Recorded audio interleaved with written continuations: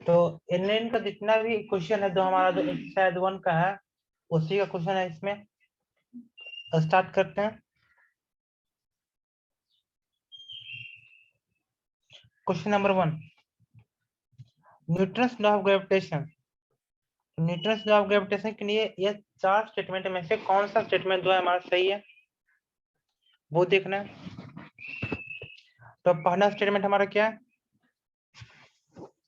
Is not applicable outside the solar planet, is used to govern the motion of the satellite only, control the rotation motion of satellite and planet, control rotation motion of electron in the atom। तो Newton law किसके लिए applicable है? तो Newton साहब उतने बड़े researcher तो थे नहीं, उसने बस एक शेप को देखा था और उसने पूरा ग्रेविटेशन दे दिया था। ओके, तो इसमें से क्या क्या नहीं हो सकता? तो सोलर सिस्टम के बाहर काम करेगा कि नहीं करेगा? करता है ना, क्यों नहीं करेगा? तो ये स्टेटमेंट हमारा गलत हो। क्या use to govern the motion of the satellite. तो मोशन ऑफ द सैटेलाइट को गवर्न कौन करता है? Captain law. क्या कर रही हो माँ? क्या चाहती हो?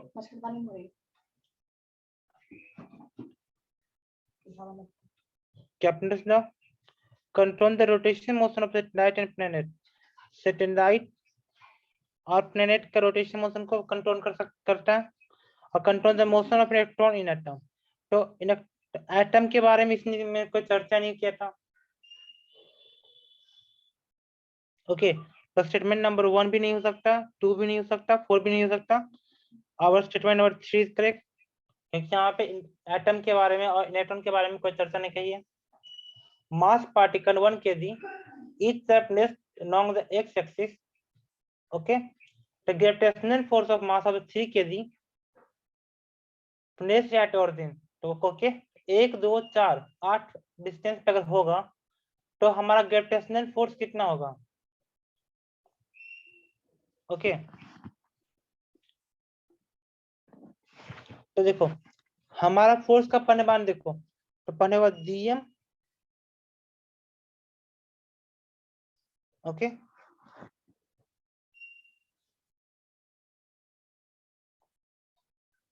तो देखो इसमें क्या करेगा कि 3 kg का तो बॉडी हमारा ऑरिजिन पे है। ओके, तो 3 kg का बॉडी तो हमारा ऑरिजिन पे है, और 1 मीटर 2 मीटर 4 मीटर 8 मीटर ऐसे जो है हमारा कौन सा 1 kg का बॉडी रखा हुआ है। तो बताओ जो है हमारा जो है नेट, तो हमारा फोर्स का मान कितना होगा? ओके, तो 3 kg बॉडी पे हमारा जो है फोर्स का मान कितना होगा?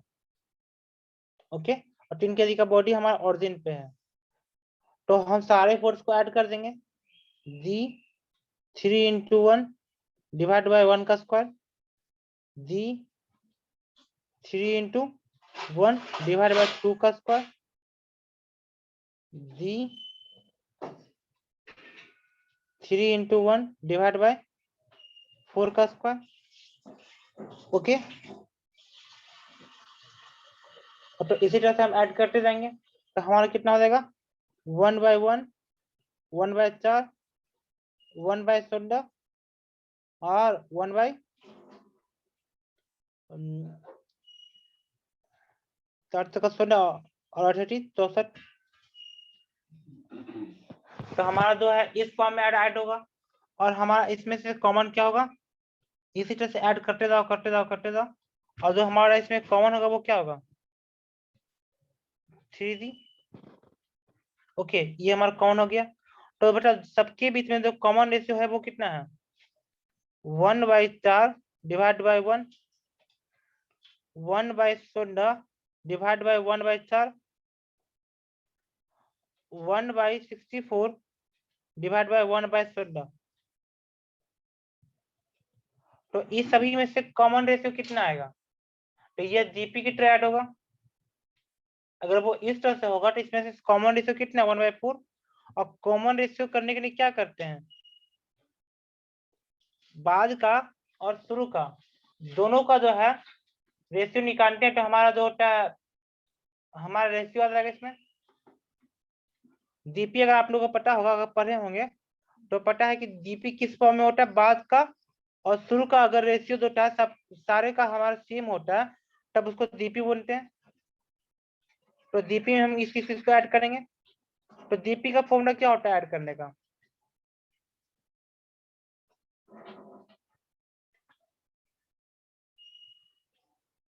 तो dp का फॉर्मूला ऐड करने का क्या होता है हमारा? ये होता है a divide by 1 minus r, अगर r का मान 1 से कम हो, ओके, और अगर हमारा r का मान 1 से ज्यादा हो तो हमारा मान कितना हो? a divide by r minus 1।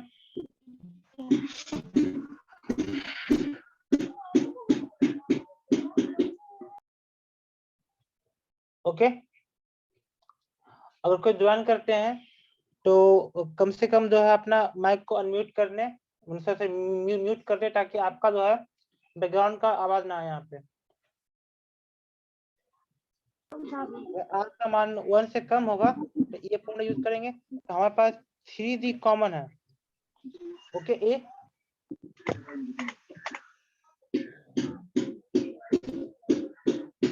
वो माइक को अनम्यूट करके रखें, म्यूट करके रखें, ठीक है। हम यहाँ से म्यूट कर दिए, अनम्यूट मत कीजिए जब तक हमारा जब तक कोई काम ना हो, ओके। तो 3d एक कॉमन किए, डिवाइड बाई 1 माइनस, और हमारा r का मान कितना है 1/4, बाद का शुरू का जो रेशियो निकालेंगे तो हमारा कितना होता है 1/4, तो कॉमन रेशियो हमारा कितना है 1/4, तो हमारा मान कितना आ जाएगा? तो 3d डिवाइड बाई 3/4, हमारा मान कितना आ जाएगा 4g, ओके। तो हमारा जो इसको ऐड करेंगे तो इसका आंसर कितना हो जाएगा? क्वेश्चन नंबर 2 का ऑप्शन नंबर 1। इसको इसको सिंपली ऐड करना है ग्रेविटेशन फोर्स को, बस आपको इसमें जीपी पता होना चाहिए। अगर जीपी नहीं पता होगा तो वो नहीं बनेगा।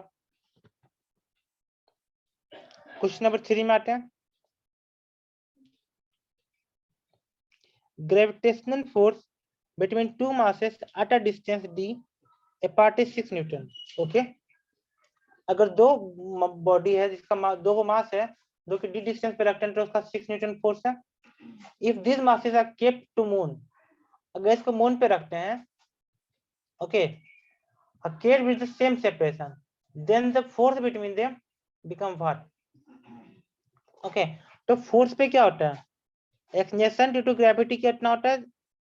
6 गुना कम होता है। तो जो हमारा जो फोर्स होगा वो क्या होगा हमारा? वो भी हमारा 6 गुना कम हो जाएगा, ओके। तो 6 गुना कम होगा तो पहले लगा था 6 न्यूटन, तो अब कितना रहेगा?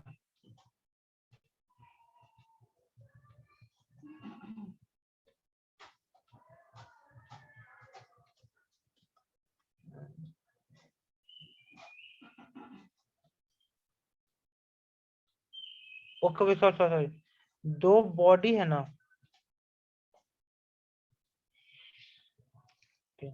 सॉरी, इसमें इसमें क्या पूछ रहा है कि दो बॉडी के बीच का फोर्स पूछ रहा है, ये नहीं पूछा कि ग्रेविटी कितना हो यहाँ पे, सॉरी।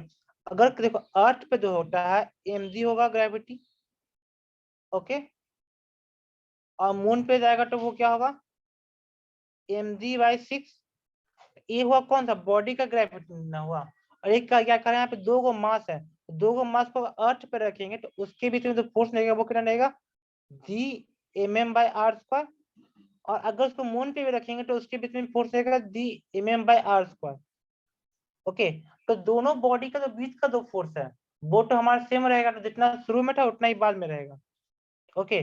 लेकिन जो पूछेगा कि एक्सीलरेशन उसका ग्रेविटी का फोर्स कितना होगा, ओके, उसका अगर वेट पूछेगा ना, weight of the any object, तो वो क्या होगा 6 गुना कम हो जाता है मून पे एज कम्पेयर टू अर्थ पे, तो इसका कितना होगा 6 न्यूटन ही होगा, okay. Question number 4, the value of universal gravitational constant depends upon, universal gravitational constant किस पे डिपेंड करता है? Nature of the material of the two body, दो बॉडी का कैसा नेचर है, दो है जिसके बीच में फोर्स लगेगा, फिर constant of the two body, acceleration of the two body, okay. तो ग्रेविटेशनल कांस्टेंट एक कांस्टेंट होता है जो कि चेंज करेगा नहीं। ओके, 2 दे दिया गया है, वही है 2 न्यूटन साहब ने माना है। तो ये किसी चीज पे डिपेंड नहीं करता।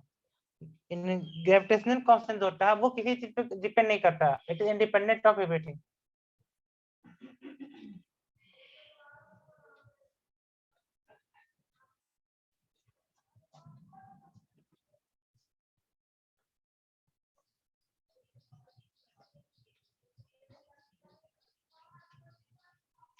Three identical bodies, each of mass m, are placed at the vertex of the equidistant triangle of Fermat.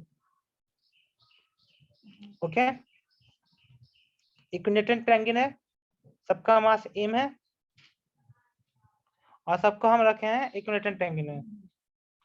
Keeping the triangle such with angular speed of the body should be rotated in the gravitational field. Okay, ये तीनों को हम क्या कर रहे हैं कि किसी एंगुलर स्पीड से इसको घुमा रहे हैं, ठीक है, ग्रेविटेशनल फील्ड में, so that the triangle move along the circumference of the circular orbit, कि ये इस तरह से घुमा रहे हैं कि वो एक सर्कुलर ऑर्बिट में ही घूम रहा है, ठीक है।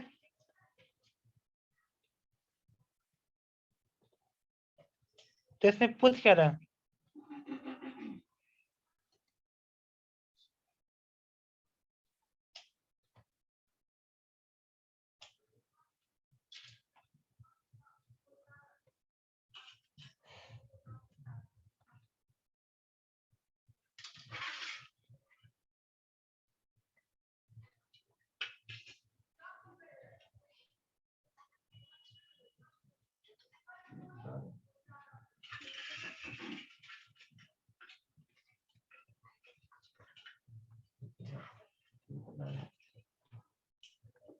तो इसी से पूछ क्या रहा है, keeping the triangle such by with angular speed of the body to be rotated in the gravitational field so that the triangle moves along the circumference of the circular orbit. Okay, इसका circumference में ये घूमेगा, तो इसका कैसे निकालेंगे, ये हमारा सेंटर हुआ, सेंटर ऑफ द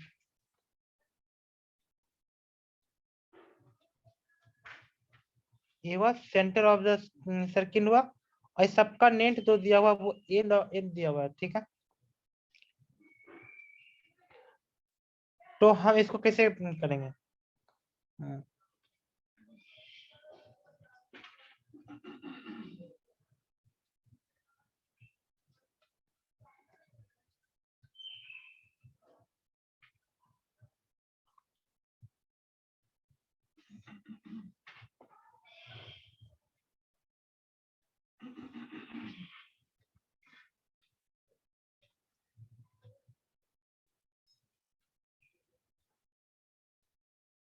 तो देखो इसके बीच में एक फोर्स लगेगा, वो कौन सा, सेंट्रीपिटल फोर्स। ओके, तो जब ये सर्कुलर में मूव करेगा तो सेंट्रीपिटल फोर्स कितना होगा, m into a, और a का मान कितना होगा आपका ओमेगा स्क्वायर n। ओके, और इसके बीच में जो एक ग्रेविटेशनल फोर्स लगेगा, तो ये दोनों के बीच में लगेगा तो वो कितना लगेगा gmm by n स्क्वायर, और इसके बीच में लगेगा gmm by n square. Okay, और gmm by n स्क्वायर, तो नेट फोर्स कितना आ जाएगा, 3 हो जाएगा। देखो एक फोर्स लगेगा इसके ऊपर, इसके ऊपर और इसके ऊपर। ओके, तो हम क्या करेंगे इसमें 3gm बाय n स्क्वायर, और हमसे पूछा है इसमें इसका एंगुलर स्पीड कितना होगा, इसका कितना होगा m ओमेगा स्क्वायर n, तो ओमेगा का मान कितना होगा root gm by n cube, root 3gm by n cube. इसका आंसर कौन सा होगा, option number 1।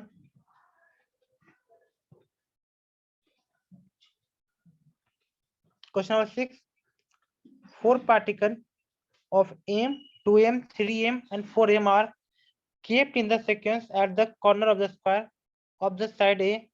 The magnitude of gravitational force acting on a particle of mass m placed at the center of the square. Okay, देखो ये है हमारा square, और square पे कितना है, m 2m 3m और 4m, इतना सारा दो बॉडी है। अब इसमें पूछा है कि इस पे कितना फोर्स लगेगा हमारा, नेट फोर्स। अगर कोई भी हमारा जो एक मास एम है जो कि सेंटर पर रख देंगे इसको, और सबका साइड ए है, ओके, तो ये जो डिस्टेंस होगा वो कितना होगा हमारा, a/√2। तो सारे ये जो सेंटर से और कॉर्नर के दूरी हमारा कितना होगा, a/√2। अगर ये इसका मान ए होगा तो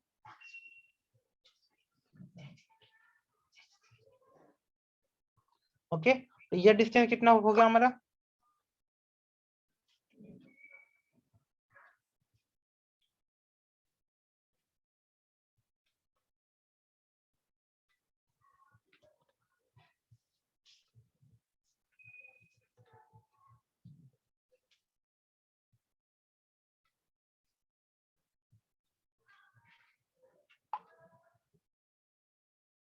ओके, ये हमारा जो डिस्टेंस है वो कितना होगा, a/√2 होगा। तो अब ये क्या करेगा, ये सभी फोर्स को अट्रैक्ट करेगा। तो देखो ये जो है मास एम है, तो मास एम को अपनी तरफ अट्रैक्ट किया। यहाँ पे जो 2m है, 2m को अपनी तरफ अट्रैक्ट करेगा, 3m को भी अपनी तरफ अट्रैक्ट करेगा, और 4m को भी अपनी तरफ अट्रैक्ट करेगा, ओके। तो सारे फोर्स को ये अपनी तरफ अट्रैक्ट करेगा, दो मास सेंटर पे होगा, और हमको नेट फोर्स कहाँ पे चाहिए, सेंटर पे कितना होगा, ओके। तो देखो इसका जो 4m और 2m है, तो 4m और 2m में 4m ज्यादा है, तो एक फोर्स हमारा किधर होगा, इधर की तरफ होगा, 2m बना नेक्स्ट, ओके। तो नेट फोर्स इधर होगा 2m का, इधर m है और इधर 3m है, तो m और 3m का यहाँ पे कितना होगा, 2m, ओके। और दोनों के बीच में तो हमारा कितना हो गया, एक gm 2m divide by a/√2 का स्क्वायर, ओके। तो यह इसमें तो नेट फोर्स होगा उसका मान कितना होगा, 4 GMM ए स्क्वायर। ये हुआ हमारा क्या, ये एक तरफ का फोर्स है, ये एक तरफ का फोर्स।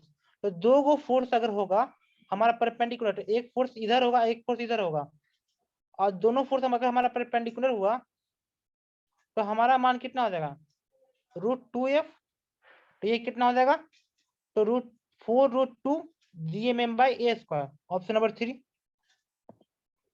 ये समझ आया कि नहीं आया, सारे मास को हमने कॉर्नर पे रख दिया और एक सेंटर पे रख दिया।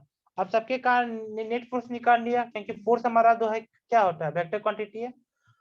और फिर हमने क्या किया, इसको वेक्टर फॉर्म में ऐड कर दिया। और हमेशा फोर्स होता है अट्रैक्टिव नेचर का होता है, तो उसको उस बेसिस पे बनाया, बन गया। तो इसका option number 3। Question number 7, the tidal wave in the sea are primary due to, tidal wave जो होता है वो सी में किस कारण से होता है, gravitational effect of the sun on the earth, gravitational effect of moon on the earth, the rotation of earth, atmospheric effect of earth itself। तो ये तो ज्योग्राफी का क्वेश्चन है। ज्योग्राफी में हमने पढ़ा था कि मून के ग्रेविटेशनल इफेक्ट के कारण होता है हमारा टाइडल इफेक्ट होता है, ओके। इसका ये ऐसे क्वेश्चन को याद कर लो, या ज्योग्राफी याद है तो अच्छी बात है, हमने ज्योग्राफी में पढ़ा था एक question. During the journey of a spaceship from the Earth to Moon and back, the maximum fuel is consumed. Okay. Okay. तो अगर कोई भी शिप हमारा जाता है, अर्थ से लेके जाता है, क्या कहते हैं, किसी भी स्पेस में, तो सबसे ज्यादा जो होता है फ्यूल कब कंज्यूम होगा, जब वो अर्थ के तरफ आएगा तब, कि जब अर्थ से दूर जाएगा तब। जब अर्थ के नजदीक आएगा तो उसको ग्रेविटेशन तो मदद करेगा ना, तो फ्यूल कम ना खर्चा होगा। लेकिन जब वो अर्थ से दूर जाएगा तो ग्रेविटेशनल फोर्स उसको अट्रैक्ट करना चाहेगा, option number B. Question number 9, if the distance between the center of the earth and the moon is d, and mass of earth is 81 times of that of moon. Okay, mass of the earth जो है 81 times of the mass of the moon. Okay, at hard distance from the center of the earth gravitational field भी 0. तो gravitational field 0 कब होगा?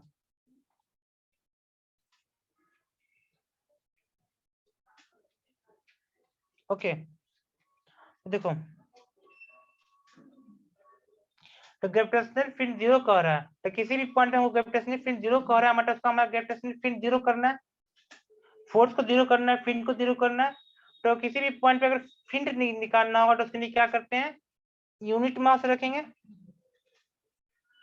यही तो तरीका ना हमारा। तो देखो ये हुआ हमारा, देखो निकालते हैं,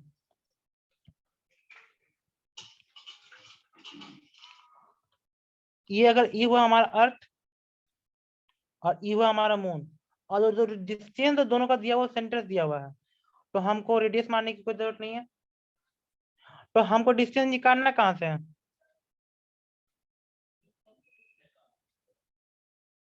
अर्थ से निकालना। तो हमको डिस्टेंस कहाँ से चाहिए, अर्थ से चाहिए।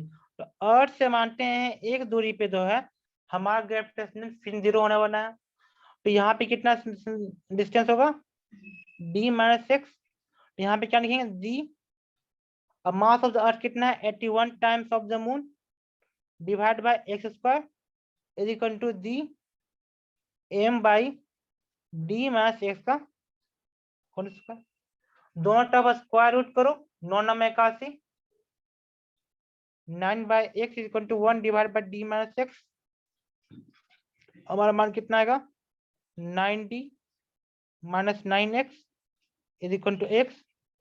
तो 10x इज इक्वल टू 90। तो x का मान हमारा कितना होने वाला है, 9/10। Option number D.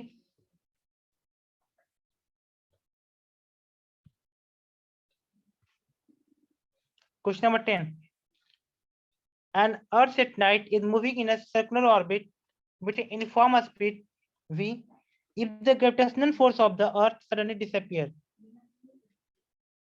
तो एट नाइट क्या होगा, अगर ग्रेविटेशनल फोर्स अगर हमारा डिसअपियर हो जाए तो क्या करेगा, वो आकाश में ही जो है वो कहीं ना कहीं गुम हो जाएगा। ओके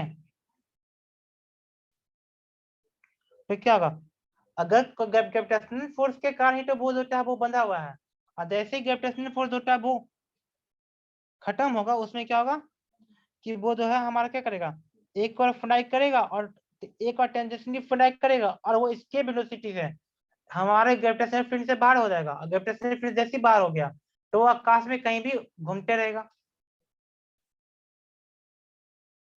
ओके वापस थोड़ी आएगा, क्योंकि वो क्या है, इतना तो बहुत दूरी पे है, और वो बोले क्या ग्रेविटेशनल फोर्स और जो है सेंट्रीपिटल फोर्स दोनों दोनों बराबर है तो घूम रहा है।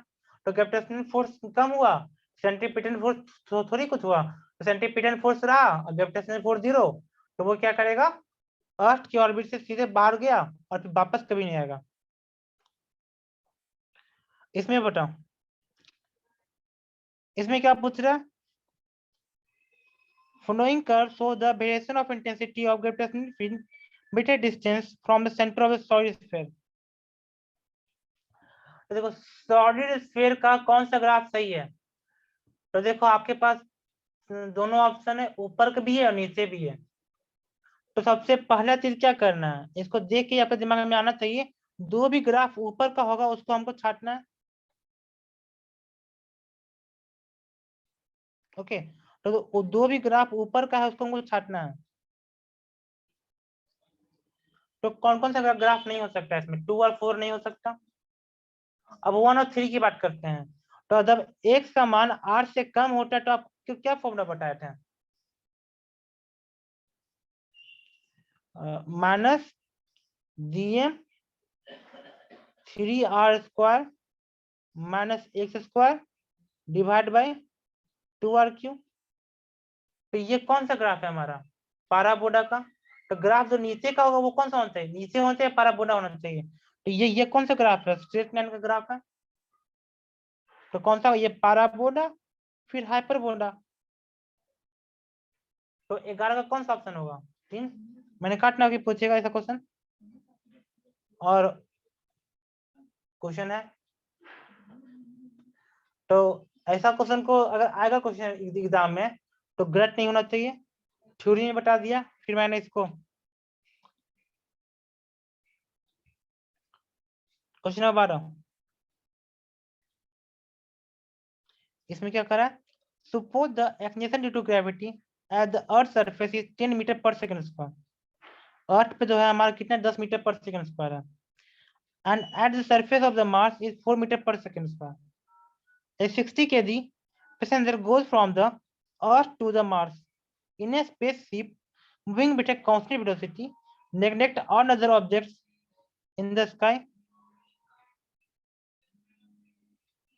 Which part of figure base represents the weight of the passenger as a function of time?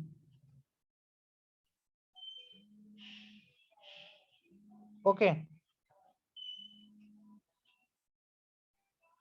जो देखो जब अर्थ पे होगा तो उसका कितना होगा 600 न्यूटन।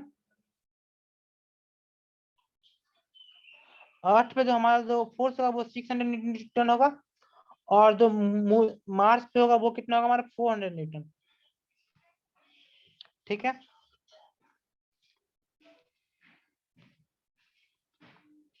तो इसमें से पूछा कि कौन सा ग्राफ जो बेस्ट रिप्रेजेंट कर रहा है टाइम के साथ। ओके, तो शुरू में अर्थ पे होगा तो उसका उसका जो फोर्स होगा वो 600 होगा। अब बाद में जो है कहीं ना कहीं पे जाके इसका मान 400 हो जाएगा। ठीक है, तो 400 400 400। तो देखो यहाँ पे कोई पॉइंट है जहां देखो, अगर यह हुआ अर्थ और ये हुआ मार्स, ओके, तो इस लाइन पे जो है हमारा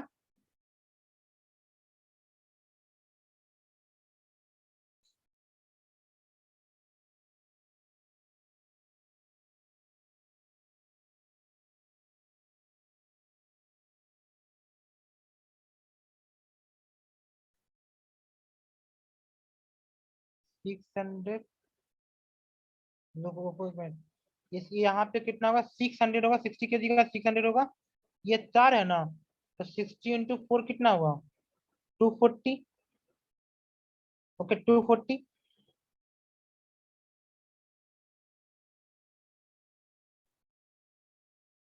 ओके,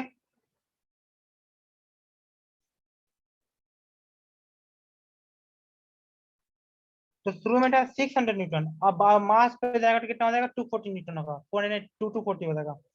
तो इसका कौन सा स्टेटमेंट इसका सही है, कौन सा ग्राफ सही है, तो ये होगा नहीं क्योंकि स्ट्रेट तो जाएगा नहीं।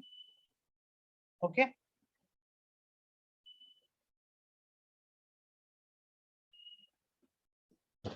और इसमें देखो 240 तो इसमें से बी होगा कि सी होगा कि डी होगा।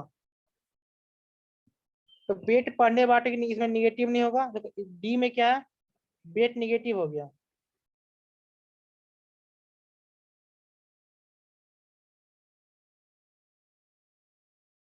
और बी का, अब बी और सी में क्या है हमारा,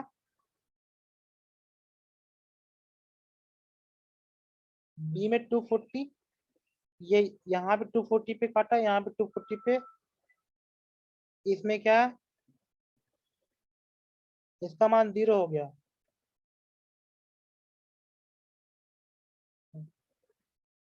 देखो संशय देखो, जब यह अर्थ से कहाँ पे जा रहा है, मार्स पे जा रहा है, जो अर्थ से जब मार्स पे जाएगा तो शुरू में क्या होगा, इसका वेट घटेगा, क्योंकि अर्थ पे था तो हमारा 600 न्यूटन था। ओके, और जब मार्स पे गया तो 240 न्यूटन हुआ। तो जैसे ही वो अर्थ से मार्स की तरफ गया ना, तो इसका क्या करेगा, वेट जो है शुरू में घटेगा। ओके, और घट करके कितना होगा 0 होगा कहीं ना कहीं पे। तो कहीं ना कहीं पे अर्थ और मार्स के बीच पे जो होगा ग्रेविटेशनल फोर्स 0 होगा, कहीं ना कहीं एक पॉइंट पे होगा ना। तो माने इस पॉइंट पे जो है हमारा फोर्स 0 आ गया, ठीक है। और फिर क्या करेगा, ये बढ़ करके कितना जाएगा 240, मतलब अर्थ पे डायरेक्ट 600 था, और जैसे जैसे आगे बढ़ेगा अर्थ से दूर जाएगा तो इसका वेट क्या होगा, कमेगा, और कम होकर कहीं ना कहीं पे 0 होगा ना। ओके, और जैसे 0 होगा तो कहीं ना कहीं फिर जाके वो 240 होगा। इसमें से कौन सा ग्राफ सही होगा, ए होगा नहीं और डी होगा नहीं। डी क्यों नहीं होगा, क्योंकि हमारा मान निगेटिव कभी नहीं होगा, वेट कभी निगेटिव नहीं होगा, 0 हो सकता है निगेटिव नहीं होगा। ओके, तो 600 और 240 के बीच में तो कौन सा ग्राफ सही होगा, बी की सी। ए नहीं होगा, डी नहीं होगा, ये हमको पता है, क्योंकि वेट निगेटिव नहीं होगा और स्ट्रेट लाइन तो होगा नहीं। तो बी और सी में से कौन सा ग्राफ सही होगा, तो देखो सी में गया तो 600 से जा करके कहीं ना कहीं पे 0 गया, और 0 से फिर 8 to 40 पे चला गया। तो हमारा कौन सा ग्राफ सही होगा 12 का, सी ऑप्शन। समझ में आया कि नहीं आया,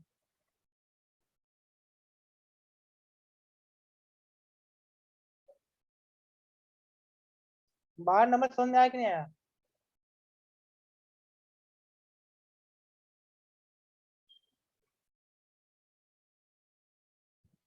क्वेश्चन नंबर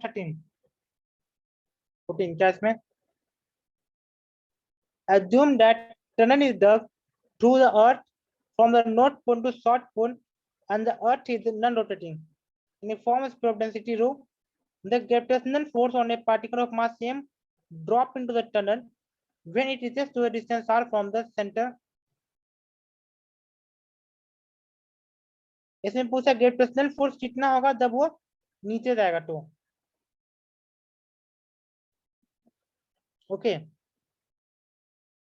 तो इसमें क्या करा कि नॉर्थ पोल से साउथ पोल तक हम टर्न खोद दिए, और अर्थ रोटेट नहीं कर रहा है। तो अर्थ जब रोटेट नहीं कर रहा है तो हमारा जो है एंगुलर वेलोसिटी के कारण तो वो ड्रॉप हुआ था ग्रेविटेशनल फोर्स, वो चेंज नहीं करेगा। ओके, और इसमें नॉन रोटेटिंग करने का मतलब यही है, और इसका डेंसिटी रो दिया हुआ है, तो इसमें क्या होता है directly proportion to R. Okay, ये डायरेक्टली प्रोपोर्शन टू आर होगा, तो हम यहाँ पे क्या लिखेंगे, G M M M by R square, और इसका मान कितना पुट करेंगे, D 4/3 pi R cube rho M by R square. तो हमारा ऊपर में आर होना चाहिए 4/3 पाई, 4 पाई/3, देखो 4 पाई/3 में ऑप्शन होगा, और हमारा डिस्टेंस के डायरेक्टली प्रोपोर्शन। ओके, तो कौन सा ऑप्शन होगा, ऑप्शन नंबर 2 होना चाहिए, इसको देखते हैं। ओके, यही तो पकड़ना था इसमें। क्वेश्चन नंबर 14 में क्या है, Mars at the diameter of approximate 0.5 that of Earth and mass is 0.1 that of Earth. The surface of gravitational field extent on the Mars as compared to the Earth will be what? तो देखो mg equal to कितना होता है, g mm by R square, तो g का मान कितना होगा हमारा gm by R square. Okay, तो हमारा इसका क्या डिस्टेंस है 0.5 टाइम्स ऑफ रेडियस, तो ये कितना हो जाएगा 0.5 का स्क्वायर। ओके, और मास कितना है हमारा 0.1 अर्थ के कंपेयर में, तो हमारा मान कितना हो जाएगा, तो देखो ये कितना हो गया हमारा 0.1 और नीचे में 0.25। ओके, तो हमारा मान कितना होगा 10/25, तो 10/25 कितना होगा हमारा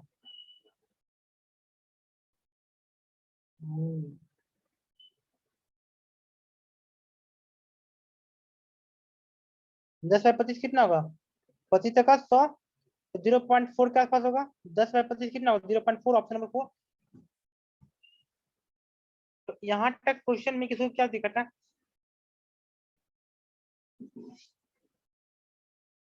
क्वेश्चन नंबर 14 में किसी को दिक्कत।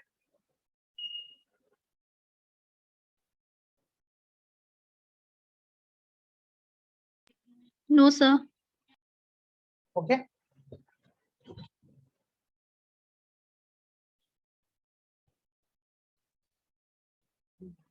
ऑर्गेनिक स्टार्ट करते हैं 10 मिनट में।